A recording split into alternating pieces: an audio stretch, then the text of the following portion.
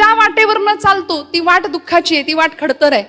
पण संतांनी आम्हाला घालून दिलेला मार्ग हा अत्यंत सुंदर आहे. तेणेची पंथे चालू जाता, न पडेची गुंता कोठे काही. आयुष्यातला सगळा गुंता सोडवणारी ही संतांनी दिलेली वाट आहे. आता तुमचा माझा प्रश्न असा आहे, आम्ही आमचं ठरवायचंय, माणूस म्हणून जन्माला आलो ना, मग दुःखाच्या वाटेवरनं चालायचं की सुखाच्या वाटेवरनं चालायचं? कुठली वाट आपल्याला आवडेल? पण आपण सुखाची वाट सहसा त्या वाटेला जात नाही. जी वाट अत्यंत दुःखाची आहे, जी वाट अत्यंत खडतर आहे, त्या वाटेला आपण चालायला बघतो. आणि मग आता तिकडे एकदा रस्ता आम्ही वळवला, आमचा मार्ग वळवला की आमच्या वाट्याला दुःखच येणार आहे, हे त्रिकालाबाधित सत्य आहे. म्हणून ज्ञानोबांपासून कैवल्य साम्राज्य चक्रवर्ती ज्ञानोबराय, जगद्गुरु संत श्रेष्ठ श्री तुकोबराय, आमचे शांतीब्रह्म संत श्रेष्ठ श्री एकनाथ महाराज, नामदेव महाराज, समर्थ रामदास स्वामींपर्यंत अगदी निळोबराय, या सगळ्याच मंडळींनी तुम्हाला मला आमच्या जीवनाचं उत्थान करणारा एक सुंदर असा मार्ग भक्तीचा, नामाचा, अध्यात्माचा देऊन ठेवला. आणि त्यांना जो ब्रह्म साम्राज्याचा आनंद मिळाला तो आनंद आपल्याला मिळावा असं त्यांना वाटलं. बरं का? आता हे फक्त संतांनाच वाटू शकतं की आपल्याला जे मिळाले ते लोकांना मिळावं. आपल्याला असं वाटतं का सहसा? मला मिळाले म्हणजे माझंही माझंच आणि तुझं सुद्धा माझंच, ही आपली सर्वसामान्य प्रापंचिकाची वृत्ती आहे. जगाचं तिकडं काही का होईना वाटोळं झालं तरी चालेल, पण मी कसा सुखी राहिलो पाहिजे, माझा प्रपंच कसा सुखी झाला पाहिजे, माझी लेकरं बाळं कशी सुंदर वाढली पाहिजेत, हाच विचार आम्ही करतो. पण माझ्या ज्ञानोबा माऊलींना कधीतरी विचारावं, माऊली तुमचं काय हो? ज्ञानोबराय तुम्ही कुठला संसार केला? ज्ञानोबराय उत्तर देतात, अवघाची संसार सुखाचा करीन, आनंदे भरीन तिन्ही लोक. आणि मग कुठं जायचंय? जाईन गे माये तया पंढरपुरा, जाईन गे माये तया पंढरपुरा, जाईन गे माये तया पंढरपुरा, जाईन गे माये तया पंढरपुरा, जाईन गे माये, जाईन गे माये तया पंढरपुरा, जाईन गे माये तया पंढरपुरा, जाईन गे माये तया पंढरपुरा. भेटेन माहेरा आपुलिया, भेटेन माहेरा आपुलिया, जाईन गे माये तया पंढरपुरा, जाईन गे माये तया पंढरपुरा.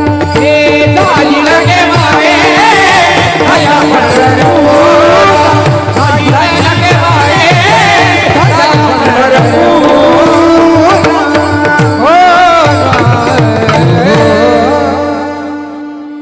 माझं माहेर पंढरपूर आहे असं कोण म्हणतं?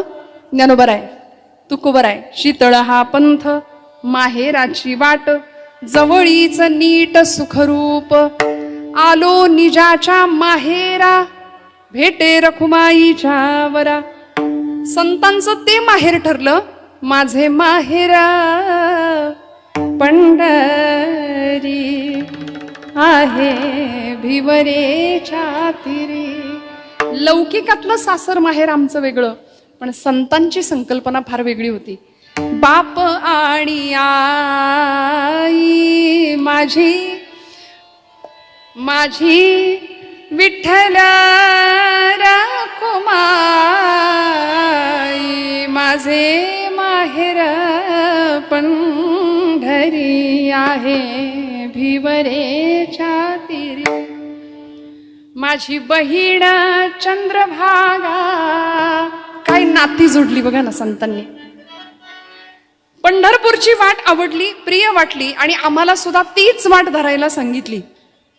या देहाला इथं आल्यानंतर संसारामध्ये हा जीव इतका गुरफटला, इतका गुरफटला, आणि मग आता जिथून आलोय तिथं आम्हाला जावं लागतं. म्हणून लौकिकातलं सासर माहेर वेगळं, संतांच्या दृष्टीने सासर आणि माहेराची संकल्पना वेगळी. म्हणून संतांनी प्रत्येक वेळी त्या माहेराची संकल्पना आमच्या समोर ठेवली, किंवा ते माहेर तेच जास्त आवडीचं, तेच जास्त जवळचं. कुठलं? पंढरपूर.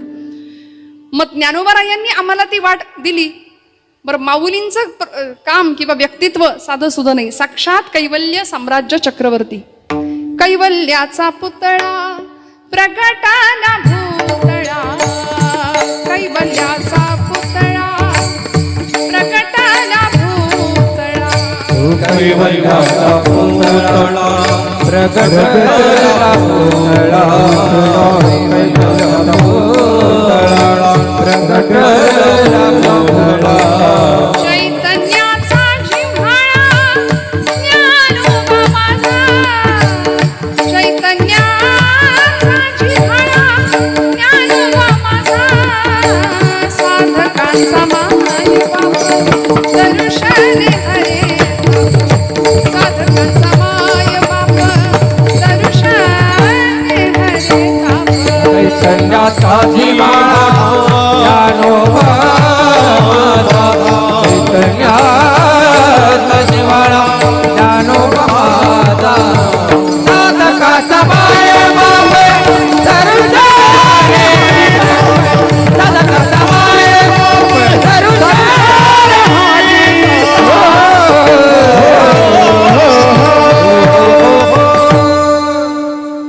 कैवल्य साम्राज्य चक्रवर्ती, कैवल्याचा पुतळा या शब्दामध्ये ज्यांचं वर्णन आमचे नाथ महाराज करतात, त्या ज्ञानोबांनी आम्हाला सगळ्यांना घालून दिलेली ही वाट आहे. पुढच्या सगळ्या संतांनी ज्ञानोबांच्या पावलावरनं पावलं ठेवण्याचा संकल्प केला आणि त्याच वाटेवरनं चालण्याचं ठरवलं. मग आता तुमचं माझं काम आहे की लौकिकातलं सासर आणि माहेर थोडं बाजूला ठेवूया, पण संतांनी सांगितलेलं माहेर, संसार या शब्दाचा अर्थ ज्ञानोबाराय सांगतात उपजणे आणि निमणे या नाव संसार.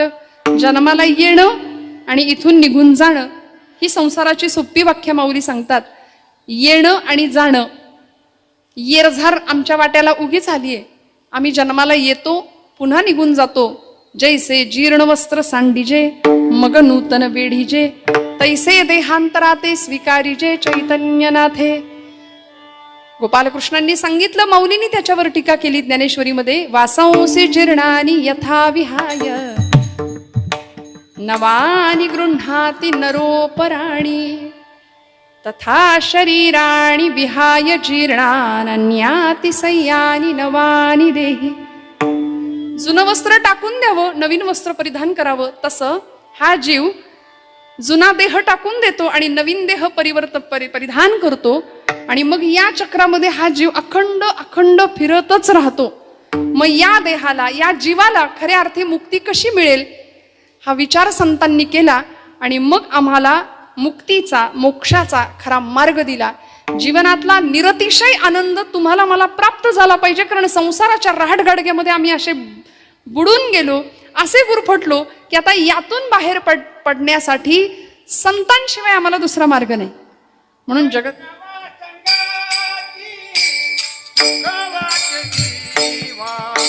वैष्णवात संगती. वा, संतांच्या सहवासात राहायचं, संतांचा संग करायचा, तरच तुमच्या माझ्या जीवनाचं उत्थान आहे, मंगल आहे, कल्याण आहे. आणि संतांना आमच्या कल्याणाची वेळोवेळी तळमळ वाटली. म्हणून जगद्गुरु संतश्रेष्ठ तुकोबरायांसारखे वैराग्याचे रागरसिक असलेले, वैराग्याचे मूर्तिमंत पुतळे असलेले जगद्गुरु संतश्रेष्ठ श्री तुकोबराय अनेक अभंग आमच्या समोर त्यांनी दिले. आज आमचा समाज दुभंग होतोय, पण संत वाङ्मय अभंग आहे. किती वर्ष झाली? 375 वर्ष पूर्ण झाली तुकोबरायांच्या वैकुंठ गमनाला. 750 वर्ष पूर्ण होतात ज्ञानोबरायांच्या जन्म शताब्दी, 750 वर्ष पूर्ण होतात या वर्षी माऊलींच्या जन्माला. किती भाग्यवान आहे बघा. आणि इतक्या दिवसानंतर सुद्धा ज्ञानोबरायांचे शब्द, तुकोबरायांचे अभंग आज आमच्यासाठी अजरामर म्हणून उपस्थित आहेत, आम्हाला तारतायत, आम्हाला जीवनाचा मार्ग दाखवतायत. हे संतांचं काव्य होतं, हे संतांचं शब्दब्रह्म होतं. आम्हा घरी धन शब्दांचीच रत्ने, शब्दांचीच यत्ने शस्त्र करू. मग आता हातामध्ये शस्त्र घेण्याची गरज नव्हती. तुकोबराय म्हणले शब्दच आमचं शस्त्र आहे. या शब्दांच्या माध्यमातून आम्ही जीवनामध्ये, लोकांमध्ये भक्तीचा जागर करू, प्रसार करू, प्रचार करू. म्हणून आपल्या सबंध जीवनामध्ये जगद्गुरु संतश्रेष्ठ श्री तुकोबरायांच्या घराची जर आपण परंपरा पाहिली तर 1 नाही 2 नाही 8 पिढ्यांची परंपरा तुकोबरायांना लाभते. विश्वंभर बाबापासून निर्माण झालेली ही तुकोबरायांची पिढी विश्वंभर बाबांच्या सौभाग्यवती अमाई माता, संध्याकाळची वेळ, विश्वंभर बाबा जेवायला बसलेत, मुखात अन्नब्रह्माची प्रार्थना केली आणि पहिला घास मुखात घालणार एवढ्यात डोळ्यातनं टचकन पाणी आलं. आणि अमाई मातेने विचारलं, धनी का बरं डोळ्यात पाणी आलंय, कशा पै रडतायसा? विश्वंभर बाबांच्या हातातला घास हातातच राहिला, डोळ्यातनं घळघळ नेत्राश्रू व्हायला लागले. आणि आई आपल्या सौभाग्यवतीला अमाई मातेला सांगतायत की काय सांगू अगं, घास घशाखालनं उतरे ना, पण का बरं, काय होतंय तरी काय तुम्हाला? यंदा पंढरपूरची वारी घडणार नाही असं वाटतंय म्हणले. का नाही घडणार हो? आणि असं त्या वारीमध्ये मिळतं तरी काय? अगं, जो वारी करतो त्यालाच कळतं या प्रश्नाचं उत्तर, नेमकं काय मिळतं. यंदा वारी घडणार नाही असं दिसतंय, हातपाय गळून जायला लागले, वय झालंय माझं असं वाटलं त्या दिवशी. आणि मनापासून वाटलं बरं का. भगवंताच्या विषयी अर्थभाव मना निर्माण होणं अत्यंत गरजेचं आहे. नाही तर दिखाव्याची भक्ती सगळेच करतात, पण भगवंत अंतरंग जास्त पाहणार आहे ना.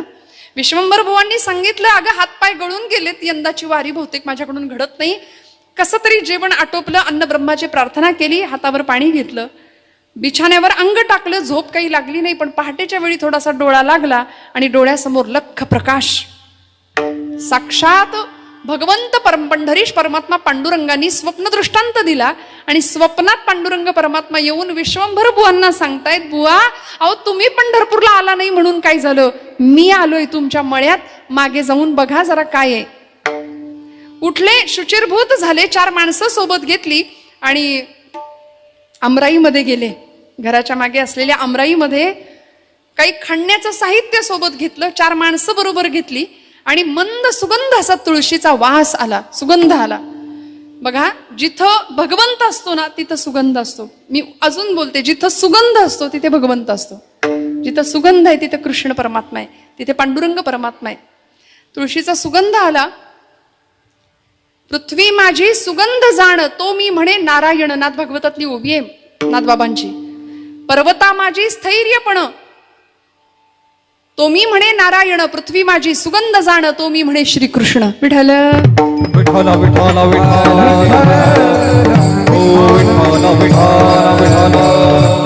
म्हणून बघा, अचानक एखादा सुगंध येतो, अचानक एखादा वारीमधल्या माणसांना अनेक अनुभव असतात. काही फुल नसतं, काही नसतं, पण सुगंधाची झुळूक येऊन जाते. लक्षात ठेवायचं, देव आपल्या जवळ आहे. दर्शनशास्त्रातल्या या खुणा आहेत, देव आपल्या जवळ असतो.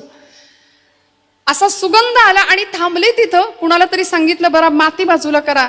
म्हणले कुदळीने नको, हाताने माती बाजूला करूया. आणि कुणीतरी मुद्दाम आणून ठेवाव्यात अशा विठ्ठल रुक्मिणीच्या मूर्ती सापडल्या. मूर्तीच्या पायावर डोकं ठेवलं विश्वंभर बुवांनी आणि सगळ्या देहुनी बुवांच्या पायावर डोकं ठेवलं. का? बुवा तुमच्यामुळं पंढरीचा पांडुरंग इथं देहूत आला, मंदिर बांधलं गेलं. आणि ज्या पिढ्या, ज्या कुळाला 1 नाही 2 नाही 8 पिढ्यांची विठ्ठल भक्तीची परंपरा लाभली, असे आमचे जगद्गुरु संत श्रेष्ठ श्री तुकोबराय. बोल्होबा आणि आई कनकाईच्या पोटी जन्माला आलेलं हे नररत्न. बोल्होबांचा तर इतका मोठा भक्तीचा अधिकार होता. पांडुरंगाच्या समोर बोल्होबा गेले ना वारी करत, पांडुरंगाच्या समोर उभे राहायचे आणि भगवान पांडुरंग परमात्म्याने बोल्होबांना बघून मान खाली घालावी अशी. आणि रुक्मिणी आई साहेबांनी तिकडून विचारावं, अहो मान का खाली घातली? भगवंत म्हणायचे, बघितलं नाहीस का, सावकार दारात आलाय. आणि सावकार दारात आला की कर्जदारानं मान खालीच घालायची असती म्हणले. आईसाहेब म्हणाले, म्हणजे अगं हे सगळे नामाचे सावकार आहेत, या सगळ्यांचं माझ्यावर इतकं भक्ती ऋण आहे ना, आणि ते ऋण दिवसेंदिवस चढतंय वाढतंय. या सगळ्या कुळातल्या एकाही व्यक्तीने माझ्याकडं काहीच कधीच मागितलं नाही, माझ्याकडं काही मागितलंच नाही.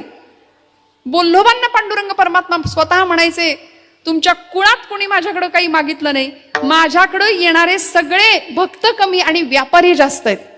आता आपण ठरवायचं आपण नेमकं कोण आहे, नाही का? श्रीमंतातला श्रीमंत माणूस देवाकडे जाऊन काय मागतो? भीकच मागतो. दारात बसलेला एखादा, देवळाच्या दारात बसलेला भिकारी हातामध्ये पात्र घेऊन तोही भीकच मागतो. संतांकडून काय शिकायचं? पांडुरंग परमात्मा सांगतायत, या कुळातल्या कुणीच माझ्याकडं काहीच नाही मागितलं, काहीच नाही मागितलं. बोललो बा तुम्ही तरी मागा काहीतरी. मागण्याची आस आहे मुखाकडे, मागण्याची आस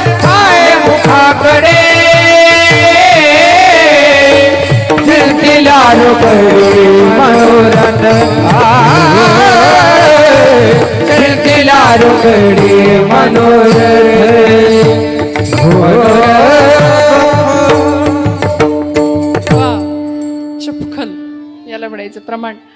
भगवंत पांडुरंग माग म्हणतोय आणि भक्त मागत नाही. ही अवस्था संतांच्या बाबतीत होती, ही तुमच्या माझ्या बाबतीत येणार नाही. पहिली गोष्ट, देव असा आपल्या समोर उभा राहील हे आपल्या बाबतीत दुर्मिळ. आलाच समजा आणि जर म्हणालाच काहीतरी माग, तर आपली तर यादीच तयार आहे. माझी तर आहेच बाबा, मी तर लोकसभेचं विधानसभेचं तिकीटच मागून घेईन पहिलं. आमचं ठरलंय ना, आम्ही प्रापंचिक माणसं आहे, लौकिकातली मागणी आम्ही करतो, पटकन करतो, आम्ही तयार आहे मागायला. पण बोलोबा म्हणतात नाही देवा, मागायचं नाही. बोलोबांनी कधीच नाही मागितलं. पुढच्या काळात तुकोबा तू महाराजांच्या समोर उभे राहतात आणि सांगतात, तुकोबा काहीतरी मागा की. अहो तुमच्या अख्ख्या कुळात कोणी माझ्याकडे काही मागितलं नाही, काहीतरी मागा. महाराज म्हणले, देवा मला काहीच नको, माझ्या वडिलांची मिरा शिगा देवा, तुझी चरण सेवा पांडुरंगा. वाडवडिलांकडून काय मिळतं? आज गमे कुटुंबियांमध्ये भक्तीची परंपरा आहे. घरातली सगळी मंडळी माळकरी आहेत. आपल्या इथं निम्म्यापेक्षा जास्त मंडळी माळकरी आहेत असं मी समजते, आहे की नाही? सगळी मंडळी माळकरी आहेत, पंढरीची वारी करणारी आहात, संतसंग करणारी मंडळी आहात. मग वाडवडिलांकडून पुण्याईच्या रूपाने आम्हाला काय प्राप्त होतं? तर हे संस्कार प्राप्त होतात. जगद्गुरु तुकोबाराय पांडुरंग परमात्म्याला सांगायचे, आता तुझ्याकडं काही मागणं हे आमच्यासाठी उचित नाही, कारण तू कोण मला देणारा? तू मला देणारा कोण? कारण आमच्या घरी तुझे चरण गहाण आहेत. हा तुकोबारायांचा शब्द आहे गाथेतला, तुझे चरण गहाण. देवा तू आमच्या घरी आधीच आलायस, आता तुझ्याकडून जर तूच आम्हाला प्राप्त झालायस तर तुझ्याकडून आम्ही अजून काय मागायचं? म्हणून तुकोबारायांनी काहीच नाही मागितलं. पण देव माग म्हणतो, संत म्हणतात नको, देव मागे लागतात आणि मग संतांना मागावं लागलं, कारण देव मागं लागला ना.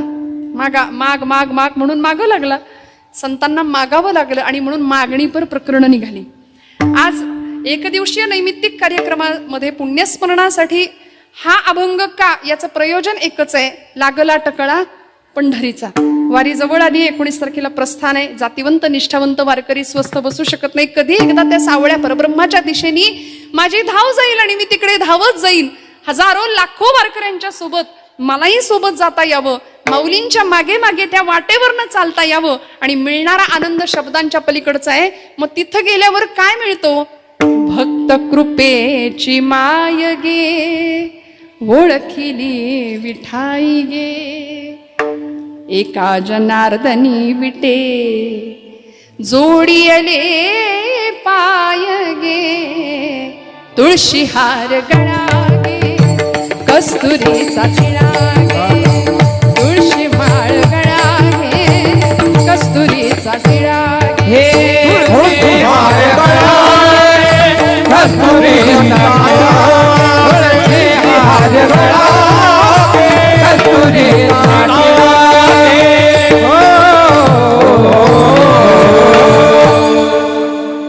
कृष्णमूर्ती होय गे, कळू आली सोय गे, प्राणाचाही प्राणू पाहता. काय बघायचं तिथं? प्राणाचाही प्राणू पाहता, सुख सांगू काय गे, तुळशी माळ गळा गे, कस्तुरीचा टिळा गे.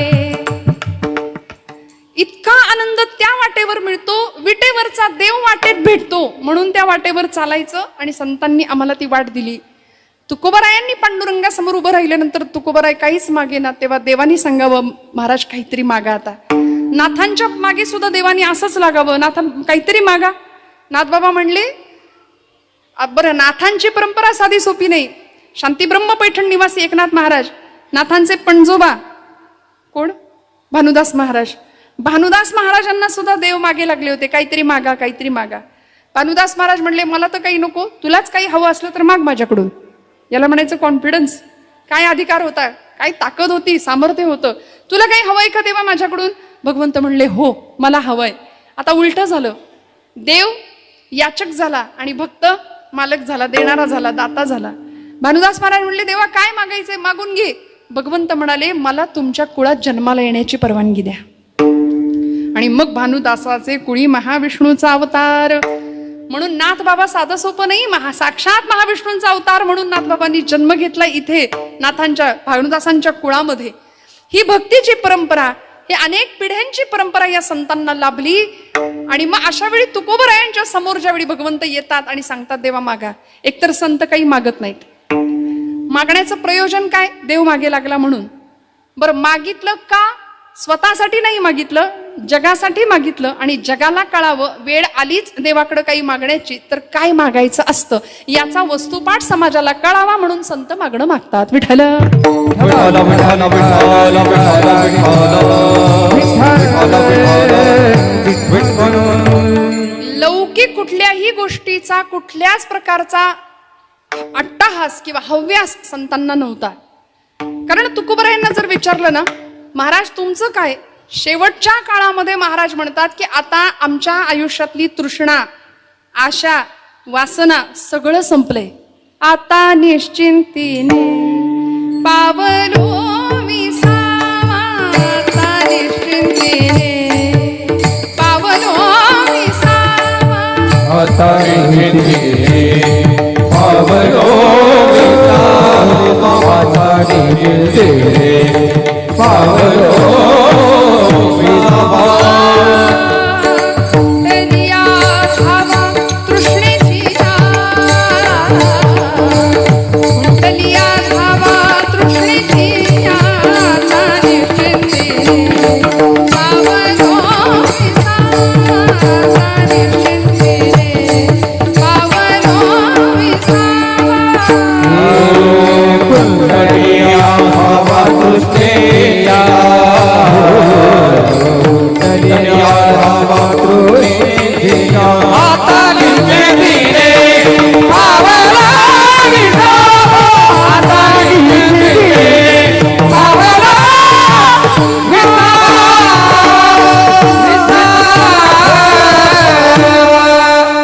आता काहीच नाही देवा, विसाव्याचं ठिकाण आलं. आता निश्चिंतीने पावलो विसावा.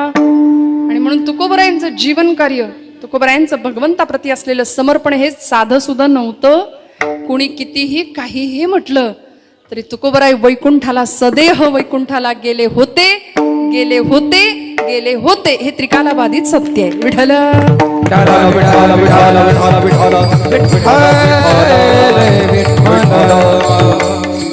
माऊलींचा संजीवन समाधी सोहळा, तुकोबरायांचं वैकुंठ गमन लोकांनी चर्चेत आणलं. यावर चर्चा करण्या इतकी आमची बुद्धिमत्ता नाही श्रोते हो. तुकोबरायांचं वैकुंठ गमन व्हावं, सदेह तुकोबराय वैकुंठात जातात. पांडुरंग परमात्मा तुकोबरायांच्या मागे लागतात. महाराज काहीतरी मागा ना हो, काहीतरी मागा. त्यावेळी तुकोबराय सांगतात, देवा मला खरंच काही नकोय, माझी इच्छा नाही मागण्याची, पण तू सारखा मला माग माग माग म्हणतोय, म्हणून आता मी मागतो, तेवढं मला देण्याची कृपा कर. स्वतःसाठी नाही तर तुझीच भक्ती कायम वृद्धिंगत व्हावी याकरता देवा काय कर. अभंगाचं प्रथम चरण. हेची व्हावी माझी आस, हेची व्हावी माझी आस, हेची व्हावी माझी आस, हेची व्हावी माझी आस, हेची व्हावी माझी आस, हो हो हो, हेची व्हावी माझी आस. काय म्हणतो का बरे का धरणीचा, हेची व्हावी माझी आस, हेची व्हावी माझी आस, हेची व्हावी माझी आस, जन्मजन्मी तो दाता, हेची व्हावी माझी आस, जन्मजन्मी तुझा. हेची व्हावी माझी आस, जन्मजन्मी तो दाता, हेची व्हावी माझी आस, जन्मजन्मी तुझा. पंढरीचा वाद करी, पंढरीचा वाद करी, पंढरीचा वाद करी, पंढरीचा वाद, पंढरीचा वाद करी, पंढरीचा वाद करी, पंढरीचा वाद करी, पंढरीचा वाद करी, वाद करी. टाळ्या वाजवा जोरदार चालीसाठी. वा वा. जरा काटकसर करताय का तुम्ही? नाराज आहे का आमच्यावर? नाही ना? खणखणीत टाळ्या वाजवा. वा वा. काय तुकोबराय सांगतात हो, हेची व्हावी माझी आस, जन्मोजन्मी तुझा दास, पंढरीचा वार करी, वारी चुकोने दि हरी. देवा माझी एकच इच्छा आहे. आस म्हणजे इच्छा. काय इच्छा मागितली? आमच्याकडे मागण्याची पद्धत थोडी वेगळी आहे. महाराज म्हणतात, हेची दान दे गा देवा तुझा विसर न भावा. आम्ही म्हणतो हेची दान दे गा देवा, लाखभर रुपये पगार व्हावा आणि जमल्यास इन्कम टॅक्स बुडवता यावा. हे आमचं असलं नश्वर आणि स्वार्थी मागणं हो. मेलेल्याच्या टाळूवरचं लोणी सुद्धा हिसकावून घेणारा आमचा समाज. बहिणाबाई आहेत खानदेशातल्या कवयित्री. बहिणाबाईंनी समाज मानसाला प्रश्न विचारला, अरे माणसा माणसा कधी व्हशील माणूस, लोभापायी माणसाचा झाला रे कानूस. बहिणाबाई म्हणायच्या, मानसा मानसा तुझी नियत बेकार, अरे तुझ्या परिस बरं गोठ्यातलं जनावर. काय उपमा दिली हो, काय कल्पना केली कवयित्रींनी, बहिणाबाईंनी. अहिराणी भाषेतल्या त्यांच्या कविता प्रसिद्ध आहेत. समाज मानसाला अत्यंत सुंदर असे प्रश्न आमच्या संतांनी, आमच्या महापुरुषांनी विचारले. स्वामी विवेकानंद सुद्धा म्हणायचे की माणूस माणसासारखा का वागत नाही. देवानं माणसाला घडवलंय तरी माणूस माणसासारखा वागायला तयार नाही. आज परिस्थिती अशी आहे. म्हणून संतांकडे जायचं आणि संतांनी आम्हाला असे सुंदर वस्तुपाठ दिलेत. काय मागायचं, कसं वागायचं, आचारसंहिता दिली ना, उत्तम प्रकारे आचारसंहिता दिली. देव समोर उभा आहे आणि तुकोबरायांना कडकडून आलिंगन द्यावं पांडुरंग परमात्म्याने. महाराजांनी पांडुरंगासमोर पोट भरून मन भरून कीर्तन करावं, 5 तास कीर्तन करावं. सर्व सुखले आलो सर्व अलंकार आनंदे निर्भर डुलत असो, या अवस्थेला पोहोचावं. आणि मग देवानी सांगावं तुकोबराय काय पाहिजे. महाराज म्हणतात, हेची व्हावी माझी आस. मागितलं का धन संपत्ती? काही नाही मागितलं. प्रपंचाचे अक्षरशः 18-20 दारिद्र्य ज्या घरात होतं तुकोबरायांच्या, लेकरं बाळ अन्नासाठी टाहो फोडायची. मागता आलं असतं की नाही देवाकडं संपत्ती, पैसा. दुष्काळाने जनता त्रस्त झाली होती. तुकोबरायांनी कर्ज खतप इंद्रायणीच्या डोहात बुडवून दिली. सगळं लोकांना देऊन नामानिराळे मोकळे झाले. आणि मग म्हणतात, बरे झाले देवा, निघाले दिवाळे बरी या दुष्काळी, पीडा केली देवा, बरं झालं. कारण आम्ही माणसं अशी नतदृष्ट आहे की दुःख आलं की तू आठवतोस. आम्हाला चांगलं सगळं असताना देव आठवत नाही. वेदना भगवंताकडे घेऊन जाते. हे सगळ्या संतांना माहिती होतं, अनुभवाचे बोल होते. म्हणून कुंती मातेने देवाकडे दुःखच मागितलं का नाही. प्रपंचातली प्रतिकूलता परमार्थाची अनुकूलता ठरत असते. ब्रह्मचैतन्य गोंदवलेकर महाराजांचं वाक्य आहे, प्रपंच प्रतिकूल असला की देवच आठवतो, दुसरं काही नाही आठवत मग अशा वेळी. त्यामुळे तुकोबराय म्हणतात, प्रपंच माझा असाच असला पाहिजे, प्रतिकूलच असला पाहिजे. बरे झाले देवा, आम्ही सदैव सुडके, जवळी येता चोरही धाके. चोर सुद्धा 10 वेळा विचार करेल आमच्या घरात येताना की बाबा याच्या घरचं दारिद्र्य बघून आपल्या जवळचं काहीतरी ठेवायची इच्छा व्हायची. त्यामुळे चोरही आमच्याकडे येणार नाही. आम्ही असे श्रीमंत आहोत खऱ्या अर्थी, कारण साक्षात भगवंत प्राप्त आम्हाला झालाय. सगळ्या सुखाचा जो आगर आहे तो भगवंत आम्हाला प्राप्त झालाय. मग तुकोबराय भगवंताला सांगतात, देवा मला खरं तर काही नको, काही नको. आमच्या जिजाई आईसाहेब ज्यावेळी पांडुरंग परमात्म्याला शिव्यांची लाखोली व्हायच्या ना, त्यावेळी भगवंत तुकोबराय म्हणायचे, आवले अगं असं बोलू नको, आपल्याला सगळं मिळेल, ज्यांनी चोच दिली आहे तो चारा देणार आहे. कारण जीवनातल्या सगळ्या चिंतांचं हरण करणारा चिंतामणी भेटला होता. मग प्रपंचाची ददात कसली. त्यामुळे पांडुरंग परमात्माला महाराज म्हणतात की देवा मला खरंच काही नको, हेची व्हावी माझी आस. ही व्हावी माझी आस म्हणता आलं असतं नाही, पण भाषिक दृष्टीने विचार केला तर हेची व्हावी माझी आस असं म्हणून भाषेतला चकार तुकोबराय वापरतात. आणि जेव्हा च भाषेमध्ये येतो हा चकार आम्हाला निश्चय दाखवतो. बरं का, तुम्ही आमच्या घरी जेवायला या आणि आमच्याकडं तुम्हाला जेवायला आलंच पाहिजे. आलंच हा जो चकार आहे ना, तो निश्चय दाखवतो, तो प्रेम दाखवतो, तो अधिकार दाखवतो. आणि तुकोबराय म्हणतात, हेची दान दे गा देवा, हेची व्हावी माझी आस, जन्मोजन्मी तुझा दास. बरं मागितलं काय, इच्छा काय मागितली, मला जन्मोजन्मी काय करून घे, तुझा दास करून घे. बरं दास्यत्व हे तितकं सोपं आहे का. अहो दास ही काही पदवी आहे होय. दास ही अवस्था आहे. तुकोबराय त्या अवस्थेला पोहोचले. आणि भागवत ग्रंथामध्ये भक्त प्रल्हादांनी आपल्या पित्याला नवविधा भक्ती सांगितल्या. श्रवणम कीर्तनम विष्णू स्मरणम पादसेवनम अर्चनम वंदनम दास्यम सख्यम आत्मनिवेदनम. श्रवणापासून सुरू झालेली भक्ती आत्मनिवेदनापर्यंत पोहोचते आणि हळूहळू टप्प्याटप्प्यानी श्रवणम कीर्तनम विष्णू स्मरणम पादसेवनम अर्चनम वंदनम दास्यम. दास्य ही भक्तीतली एक अवस्था आहे, नवविधा भक्तीतला एक प्रकार आहे. आणि अशी दास्य भक्ती तुकोबराय मागतात, मला तुझा दास करून घे. मग दास म्हणजे नेमकं काय? काय दास म्हणजे? दास ही पदवी नाहीये, कुठलाही पुरस्कार तुकोबराय मागत नाहीत. आणि संतांच्या आयुष्यामध्ये असा आहे श्रोते हो, संतांना कधीच समाजाने होते तेव्हा चांगलं म्हटलं नाही, प्रचंड छळलं, खूप त्रास दिला, अवहेलना, अपमान, निंदा, प्रचंड आघात झाले. पण तरी सुद्धा काय केलं? तेची संत सोशी जगाचे आघात, सगळे आघात सहन केले. भगवंताच्या चरणाजवळ ज्यावेळी मागायची वेळ आली तेव्हा तुकोबराय सांगतात, हेची व्हावी माझी आस, जन्मोजन्मी तुझा दास. दास्यत्व भक्ती मागून घेतली देवा. कारण दास ज्यावेळी व्हायची इच्छा असते ना, किंवा दास एखादा होतो ना, त्यावेळी अहंकार पूर्णपणे गळून गेलेला असतो. मन, बुद्धी, पंचज्ञानेंद्रिय आणि पंचकर्मेंद्रिय भगवंताच्या चरणावरती समर्पित भावनेने वाहिलेली असतात. आणि मग अशा वेळी दास्यत्व भाव निर्माण होतो, हे याची जाणीव तुकोबरायांना होती. म्हणून तर प्रपंचाला बाजूला सोडून 15 दिवस, एकदा भामचंद्राचा डोंगर, एकदा घोराडेश्वराचा डोंगर, एकदा पंढरपूर, एकदा आळंदी, घरात थांबायला तयार नाही तो. ज्याला देव जवळचा वाटतो ना, त्याला प्रपंच नकोसा वाटतो. आणि ज्याला प्रपंचच पाहिजे असतो, त्याच्या प्रपंचात कधी देव येत विठ्ठल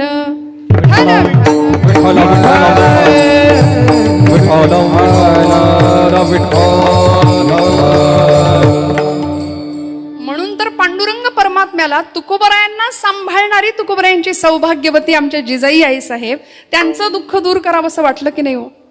इच्छा काय व्यक्त केली? देवा तू मिळाला पाहिजे. आपण देव सोडून सगळं मागतो.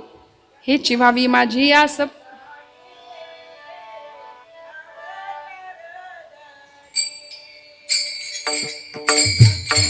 जन्मी तुझा दास. पांडुरंग परमात्म्याला तुकोबराय सांगतात, देवा मला तुझा दास करून घे. आम्हाला हे जमत नाही, आपण प्रापंचिक माणसं आहे. देव आवडतो, देव लागतो सुद्धा आम्हाला, पण फक्त संकटापुरता आणि कामापुरता देव आम्हाला लागतो. नैवेद्य समर्पण करताना सुद्धा आम्ही मनापासून करतो का? खरं सांगा, देव पोटचं पोरग जर आमचं उपाशी असेल तर आईच्या डोळ्यात पाणी येतं. पण देव जेवला नाही म्हणून आपण कधी रडलोय का हो? इकडे माता भगिनी, काय अनुभव आहे आपला? आज देवानी माझा नैवेद्यच नाही स्वीकार केला म्हणून आपण रडलो का? नाही रडत. आपण देवासाठी नाही रडत, आपण प्रपंचासाठी रडतो. तुकोबराय देवासाठी रडतात, नामदेव महाराज देवासाठी रडतात. आणि मागतात काय? देवालाच मागतात. हे चिवावी माझी आस, जन्मोजन्मी तुझा दास. म्हणून तर ज्या तुकोबरायांच्या प्रपंचामध्ये अक्षरशः प्रचंड दारिद्र्यावस्था होती, ते तुकोबराय प्रपंचाकडे बघतही नव्हते. तासन तास भामनाथाच्या डोंगरावर जाऊन बसावं, पोटात पोरांच्या अन्नाचा कण नाही, पाण्याचा थेंब नाही. जिजाई आई साहेबांना चिंता वाटायची, माझं धनी कुठं बसला असतील, म्हणून सगळीकडे शोधावं. आणि पूर्वीच्या महिला चिंतन जास्त करायच्या, चिंता कमी करायच्या. आता उलट आहे, आम्ही चिंतेचंच चिंतन करत बसतोय. फार चिंता असते हो, फार चिंता असते आम्हाला. काय होईल, कसं होईल. परवा एक 80 वर्षाचे आजोबा भेटले. म्हणलं बाबा सगळं छान झालंय आता प्रपंच, आता मस्तपैकी हातात जपमाळ घ्या, नाही का, प्रत्येकाला जायचंय, मस्त भजन करा, नामस्मरण करा, पांडुरंग स्मरण करा. बरं आता वारी काही आपल्याला घडणार नाही या वयात, मग ठाईच बैसोनी करा, एकचित्ता वडी अनंत आळवावा या न्यायानी. कसली चिंता तुम्हाला लागली? ते म्हणले पोरी काय सांगू तुला. म्हटलं काय झालं? अहो 7 पिढ्या बसून खातील एवढं तुम्ही कमावलंय, तरी तुम्ही दुःखी. म्हणले हो, 8वी पिढी काय खाईल याची चिंता लागली मला आता. म्हणले इतकं कमावलं, इतकं पहिलं पै गाठी मारून पैसा सगळा सेव्हिंगला गेला. आपली जुन्या लोकांची म्हण आहे, उष्ट्या हातानं कावळा सुद्धा कधी हाकलत नाहीत माणसं. ना देण्याचा विचार, ना समाजाचा विचार, ना धर्माचा, ना राष्ट्राचा. तिकडं देशाचं वाटोळं का होईना, आम्हाला काय करायचंय? आमच्या 4 भिंतींमधला आमचा प्रपंच सुखी असला बस, आम्हाला देशाशी आणि समाजाशी आणि धर्माशी काही घेणं देणं नाही. या संकुचित विचारधारेमुळे संतांनी आम्हाला जो सर्वाभूती परमात्म तत्व पाहण्याचा एक व्यापक दृष्टिकोन दिला, हे तो समस्त ही श्री वासुदेवो ऐसा प्रतीती रसाचा वोतला भावो आणि भक्ता माझी रावो ज्ञानी या तोची. ज्ञानी भक्ताची व्याख्या ज्यावेळी ज्ञानोबराय आम्हाला सांगताना की सगळीकडे ईश्वर दिसला, म्हणून तर घरात नाही थांबले तुकोबराय. वारीचं महत्व आम्हाला संतांनी सांगून दिलं, पांडुरंगाच्या नामस्मरणात अखंड राहिले. आणि मग खरं सांगू का, ज्याला वारीचं महत्व कळतं. आता ही वारी नेमकी कुठली?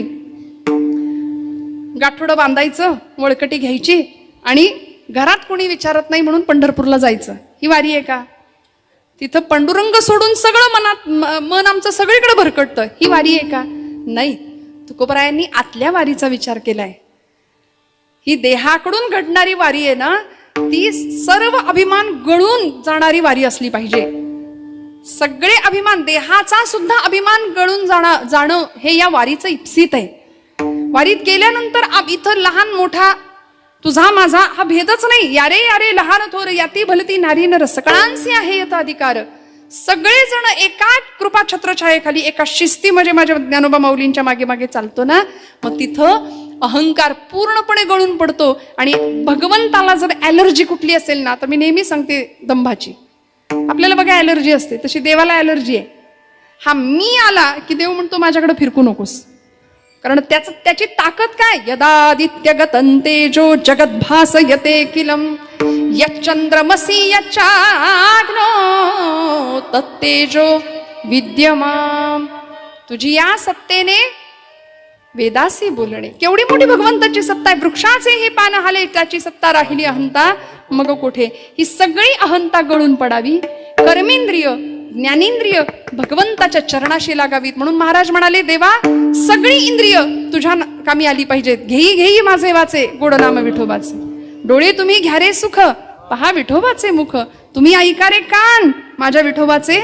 काय काय ऐकायचं? आणि तेथे धाव घेई